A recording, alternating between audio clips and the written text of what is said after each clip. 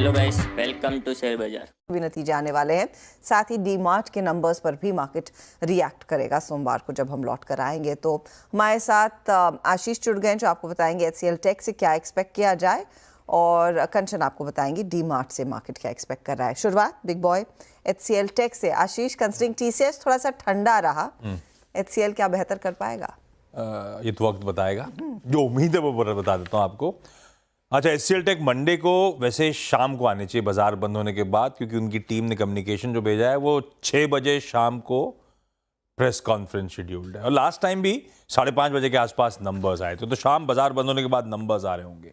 क्या एक्सपेक्टेड है? डॉलर आय में 1.25% का उछाल, और एनालिस्ट ज्यादा देखते हैं कांस्टेंट करेंसी में किस तरह की ग्रोथ है, तो 0.6%, कह लीजिए 0.5% का उछाल।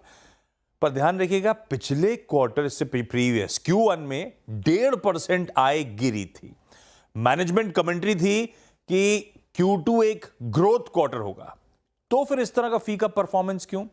दरअसल एक प्रॉब्लम आ रही है, इनकी स्टेट स्ट्रीट की जेवी थी, उस जेवी से थोड़ा सा धंधा कम होगा और उसके चलते रेवेन्यूज ठंडे पड़ेंगे।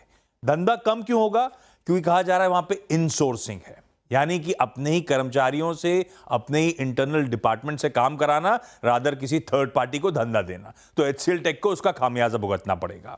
वैसे इस क्वार्टर में अदर देन दिस सारी ज्योग्राफी, सारे वर्टिकल्स में ग्रोथ देखने को मिलेगी, सिर्फ फाइनेंशियल सर्विसेज ठंडा नजर आएगा इसी स्टेट स्ट्रीट जेवी के चलते। स्टेट स्ट्रीट दरअसल यूएस का एक प्रोमिनेंट बैंक है।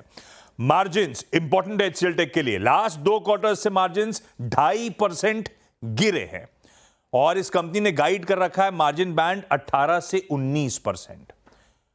और अगला क्वार्टर जो Q3 है उसमें वेज हाइक्स आने हैं, तो इस कंपनी को इस क्वार्टर में अपने मार्जिन्स की स्थिति सुधारनी पड़ेगी। वैसे ब्रोकरेजेस मान के चल रहे हैं सुधरेगी, करीब 1% मार्जिन्स में इंप्रूवमेंट देखने को मिलेगा।